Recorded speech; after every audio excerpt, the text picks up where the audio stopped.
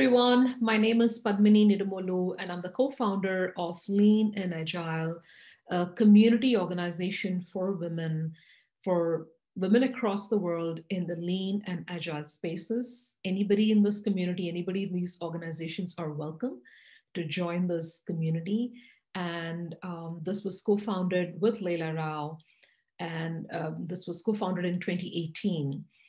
And we have community get-togethers with women in that geographical area called spirals. And these spirals are virtual and global right now because of pandemic. Everything is virtual. It's accessible to everyone across the world, depending on which time zone you belong to.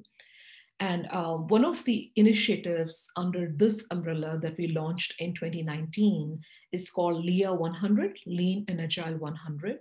And this effort is an effort to bring 100 women on a platform to share their narratives, their challenges, their trials, their triumphs, and how they persisted. And it's truly their authentic narrative with the hope that it can inspire somebody out there.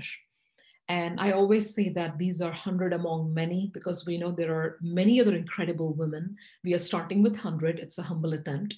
And we are trying to bring their narratives to you. And please watch them, and you can reach out to them if you wish to. And here they are for us, spending their time and offering their insights to us. And as part of these interviews and the series, today we have Robin Yeman. Hi, Robin. Thank you so much Hi, how are for your you? time today. Good, good. Hope you're well. Very nice to see you here. Oh. Mm-hmm. Yep. Great. Robin, I'd like to introduce you. I'll say a few words about you, and then we'll dive right into the conversation so our audience know who they're watching. Okay. All right. So Robin is a very results-oriented enterprise lean agile leader with an ability to merge extensive technical skills and management capabilities to successfully lead technical projects in a very fast-paced environment. She worked at Lockheed for a long time, and she has extensive experience in systems engineering, software development, with a focus on agile software development across multiple business areas, including command and control, satellites, and submarines. Now, that's very interesting. Robin has a unique ability to identify and evaluate market needs, building opportunities, and providing solutions leveraging the deep best practices from Lean, Agile, and DevOps, managed projects across multi-million-dollar revenues for the corporations, both on international and domestic platforms. She's been actively supporting and leading Agile programs execution at scale, both again at domestic and international platforms for 15 years. And she has, of course, multiple certifications. She has tremendous experience, and she's a fellow. She was a fellow at Lockheed Martin, and now she's on to a new venture, new journey, and we'll find out all about that shortly. So Robin, again, it's been a pleasure knowing you all these years, and it's an honor to have you on LIA100. So thank you. For the starters, Robin, if you can walk us through, how did you get into Agile space? What brought you here? So I've worked a long time for Lockheed Martin, and in 2002, I was working a lot with the intelligence community, and the intelligence community really needs capabilities, to their personnel rapidly. So they were definitely leading edge type of requests that they had. So as a Lockheed Martin engineer, they had asked, hey, can we try Agile? And, I had no idea what it was.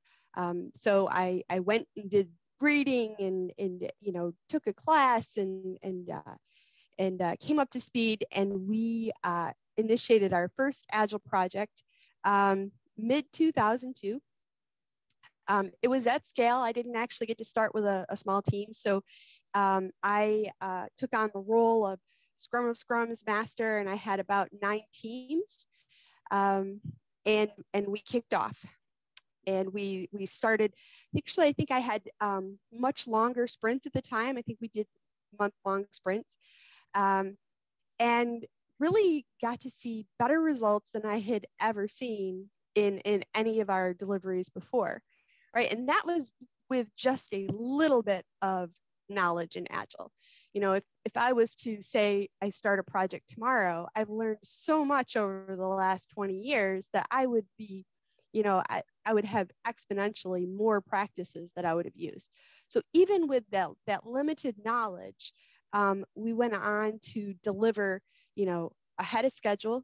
We did not lose any quality. And often our performance for government contracting is measured in award fees.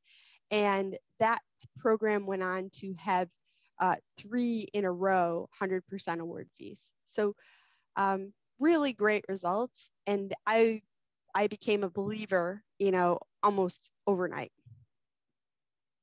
That is incredible, right? And I think believers like you, who became a believer overnight, can really be the evangelists for so many more, right? I think these are the small experiments we need to show those quick results, you know, quick in a relative fashion for No, many. I agree. I mean, you know, there's been many years, because I've been working Agile for quite a long time now, where you sow these seeds with these teams and you don't actually find out until, you know, 2, 3, 4 years later that you really impacted, you know, a group of people and changed their entire world. So you just keep building these more and more believers. Right, right, absolutely. And you've been in Lockheed for a long time, maybe 2.5 decades, right? Mm-hmm. Yeah, a And long time. yeah, and that's tremendous experience right there. And I know we chatted a little bit before about the presence of women in Lockheed and in government contracts at large, right? Can you share a little bit about what that is and how that felt in the initial years, you know, till more women kind of trickled in?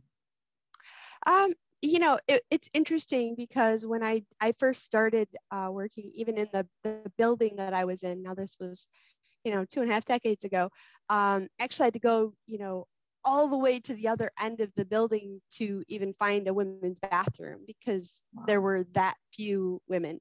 I would go weeks and weeks without seeing another female face. So Lockheed's transitioned that, you know, over the years exponentially. They've really, you know, brought in a lot of, you know, there's a lot more females. They brought in a lot more minorities, but in the early days, pretty far and few between. Now, as time's gone on, you'll see that in our business space and our vice presidents and our leaders, you'll see a huge number of women making up those populations. But the interesting thing is in the technical fellows, so with the senior technical experts of the company, you're still seeing a very small amount. So for example, I was one of 4 other senior fellow women in all of Lockheed. So if you were to look at all of Lockheed, there's roughly 80, 90 senior fellows, and 4 of them are women. So it's pretty small, and it's not unique to Lockheed. As you look in the government space, you see the same thing in similar contractors. So Northrop Grumman or Boeing or Raytheon, and I think all of these companies have come a long way, but there's still some hurdles to pull down. We really want to grow women in technology and get them into leading technology roles because they've got unique collaboration skills that can really drive, right, the next generation of solutions. Totally agree. I'm with you on that, bang on, right?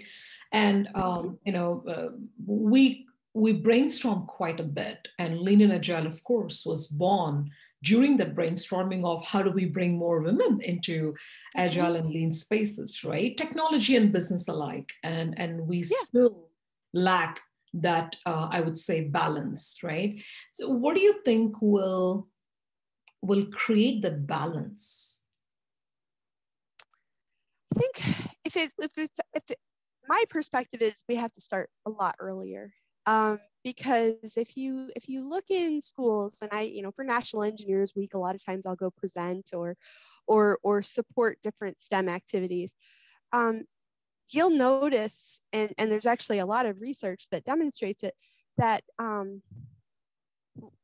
when asked to draw pictures of engineers or senior technologists or scientists, girls and boys alike always tend to draw males in those roles. There's something that is, it's kind of being seen as a male role, and being able to help little girls actually see themselves in that role, right?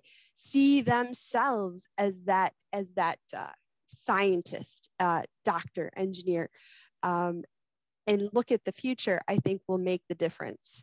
I know all of these companies, everybody is trying, but I think we just have to start even younger. And that is so appropriate, whatever you said right now, Robin, because that is one of the initiatives that Lean and Agile has taken up last year. In fact, we call it LIA Next Gen. And we have high school girls and up coming together, just like, spirals for women. They're coming together and talking about matters that are important to them, starting from the most common challenges they face. It could be body shaming, it could be obesity, it could be bullying, to how can we better prepare for our colleges? What is the incremental way to kind of deliver that for ourselves? How can we get feedback from our teachers, from our parents, from our educators? So getting that mindset adopted early on, just like you said, is so critical. And we are doing our best to kind of rope in as many girls who are interested to come in. And it is for them to be self-organized and lead this for themselves. Of course, we are here to encourage and support them. But what you said just, is so spot on, because that's exactly what we believe in as well. So glad we are, resonating. But yeah, I mean, that's the only way, honestly, right? Get them on early on. And yeah, and also it's about how inclusive our hiring practices are, how inclusive our training practices are, right? Yeah, I think when you look at it, it's even if you mean to be inclusive, it's human to have bias, right? So how do you take that bias out? And because I don't believe a lot of it's intentional. But when you're, let's say, interviewing, the next generation, or bringing somebody on, to your company, there's a little bit of they don't look like me in the back of your head. And so I believe, even though it's unintentional, it still impacts our hiring practices.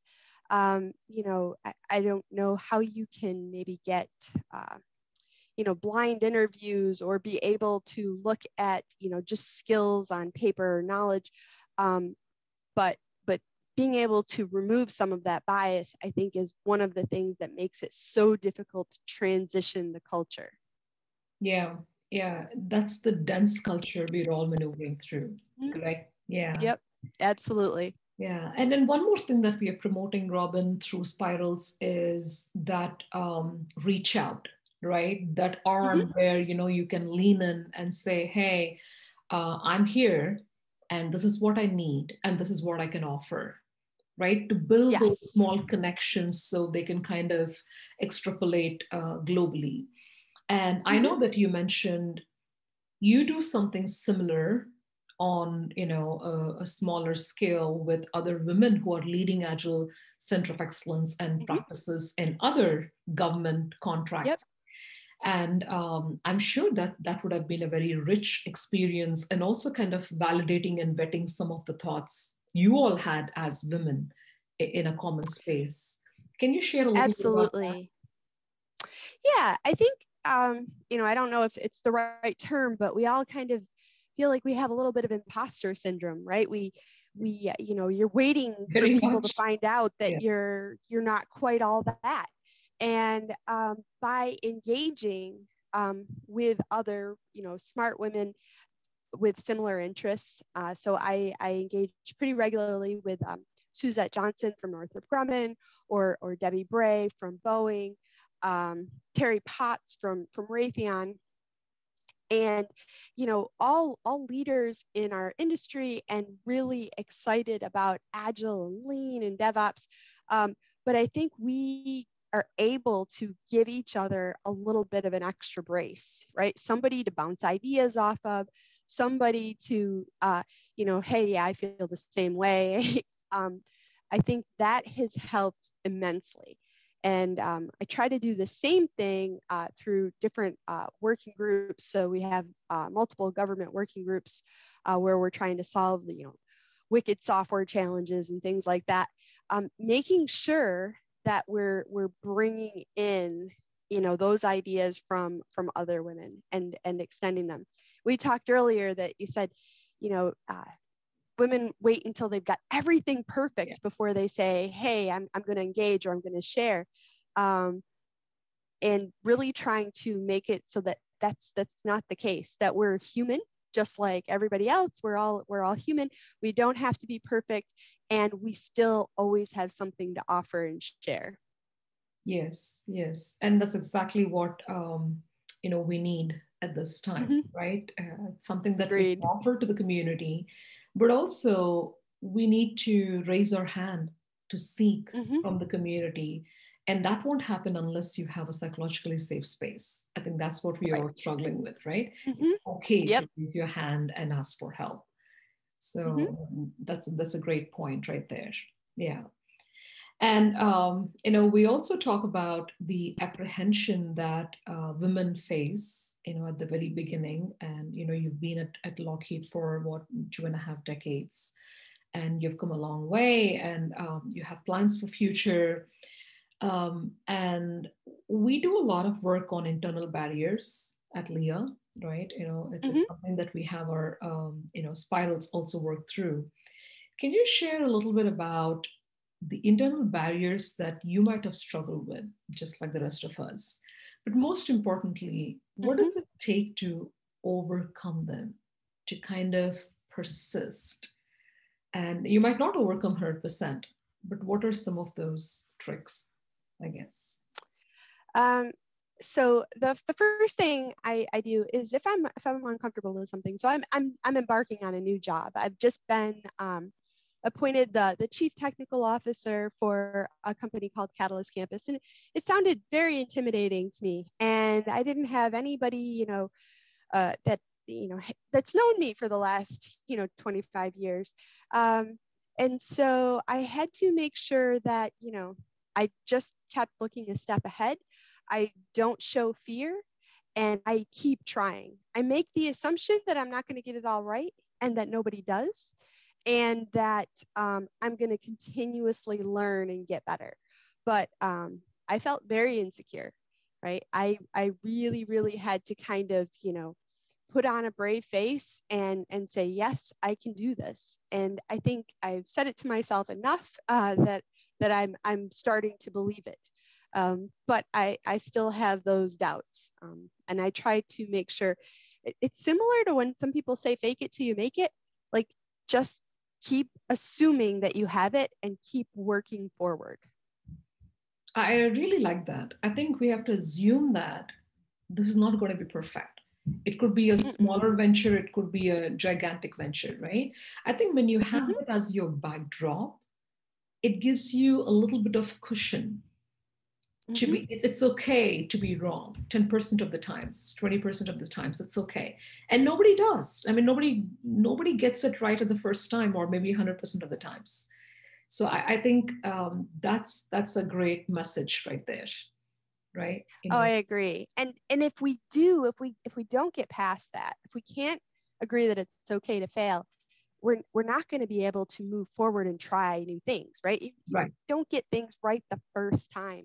Um, So it has to be okay if we want to extend innovation, if we want to extend new ideas and try new things, to have that buffer, to recognize that it's actually okay to fail, and that maybe it's really just helping me learn how to succeed. Absolutely. In fact, I was asking somebody else during my interview. I said, what does it take? She was an author, and I said, what does it take to author a book? That's very daunting to many people. Forget about a book, even to put out a post on LinkedIn, people are very apprehensive. And she said, people take themselves too seriously. You don't have to. If you go Mm-hmm. wrong, you go wrong. People would observe it, but they forget. But it is about your progress. It's about your journey. Only when you make those Mm-hmm. mistakes do you learn what not to do. Right. So yeah, very similar to what you just said. Put yourself out there, believe that you can do better, and also know that it's going to be okay. Mm-hmm. Yeah, yeah. Agreed. That's really incredible. And I wanted to also learn about. So you had that incredible long journey at Lockheed, and it's a very comfortable, cushiony spot where you probably know everyone in the 25 Mm-hmm. years, and people Yeah. respect you, people want you.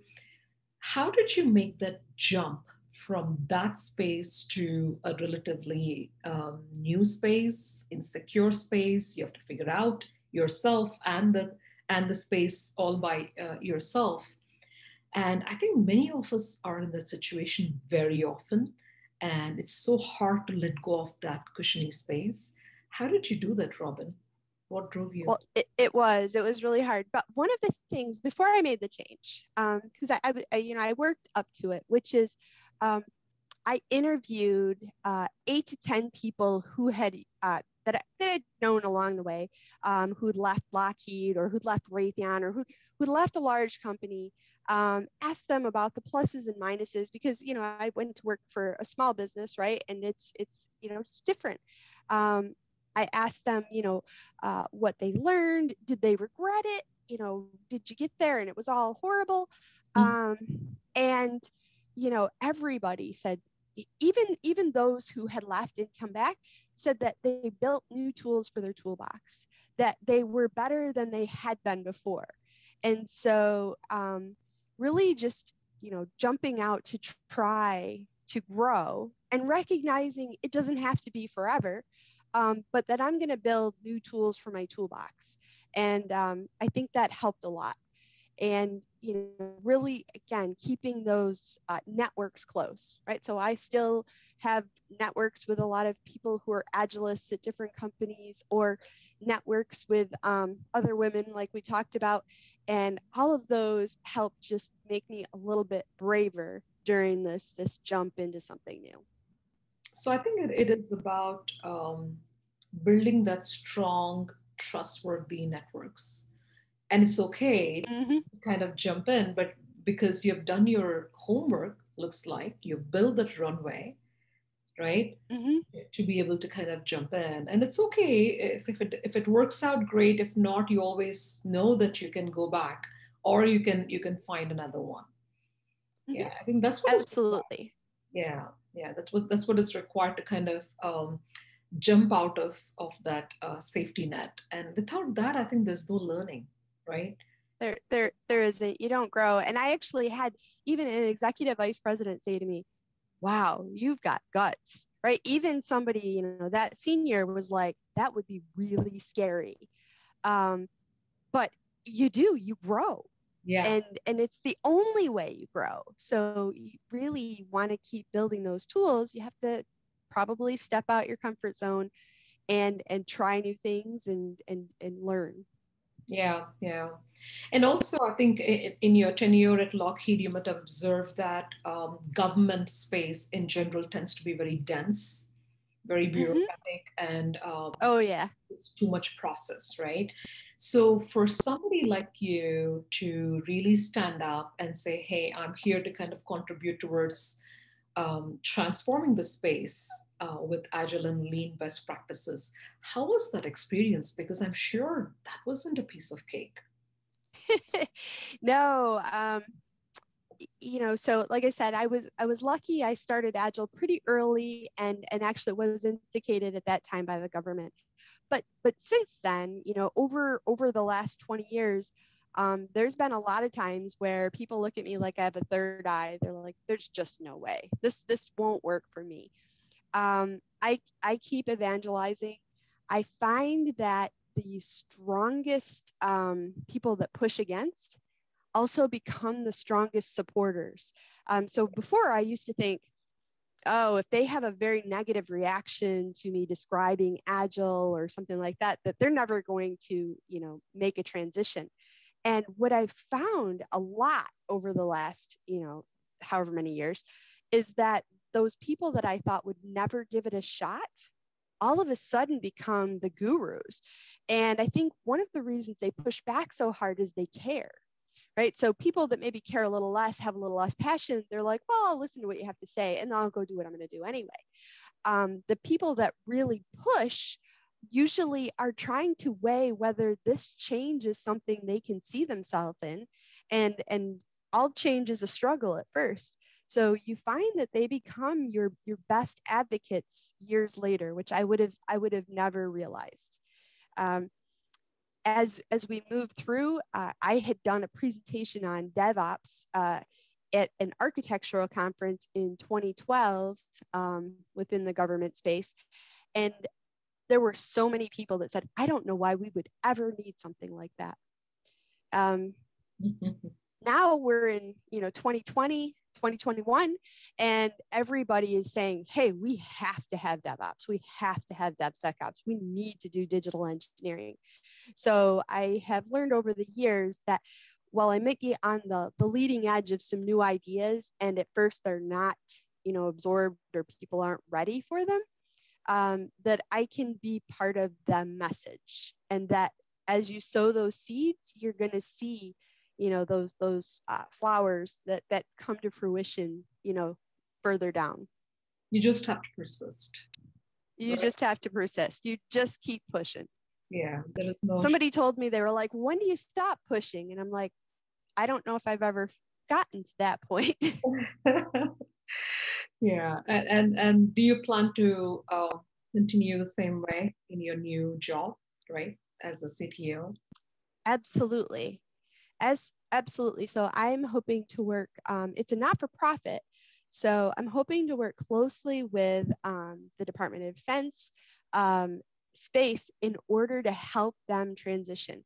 I think that the digital natives, so the Googles, the Amazons, the Apples, they've already solved that problem. And so there's plenty of people there that can help with that. I think it would be huge if that could be solved within the government space. If we could actually deliver capabilities to the warfighter 20, 30, 40 times faster than we could before, it would change the game and it would make them a lot safer. So I think that it's a problem worth pushing and a solution worth, looking for. I love that. I think that's a problem worth pushing, and I totally agree with that. And this transformation, especially transformation at the scale that you have done, is not possible without pushing that problem, right? And the solution, because there will always be thorns, there will always be people who are pushing back. And as you said, it takes years. It's not going to be an overnight success. So I think I can only imagine the scale of what might have happened there. Thanks for sharing that, Robin. Is there anything else you would like to share, with women in Lean and Agile spaces? And there are so many roles that are out there. It's not just coaching, or it's not just Scrum Mastering. There are all sorts of Agile roles, and I'm seeing more women coming into the space than we saw in maybe 2015, 2016 timeframe. What is the message that you would like to share with women in those spaces? I think the message is we need them. I believe that the next generation of problems that we're going to solve the solutions are going to be in the liminal spaces. They're going to be in between, right? They're not going to be in one or the other. And women have this natural ability. They're collaborators, they're engagers, they're listeners. Those kind of skills are going to move the needle on the next generation of problems. And so we really need you to just step up and try it out, because I think that they'll make the difference. Yeah, yeah. That's a wonderful message. You know, we need you, right? Mm-hmm. To Yep. just come in. And also, I think, know that you have a strong support system in place. And we have a Right. strong support system, right? I think it's Mm-hmm. upon all of us to build a strong support system Agreed. and be around Absolutely. for each other. That's fantastic and heartwarming. Thank you so much, Robin. I think that You're was welcome. power-packed and inspiration-packed conversation. Thank you so much for coming on this platform and sharing your thoughts with us. Really appreciate it. Thank you. It was an honor. I appreciate it.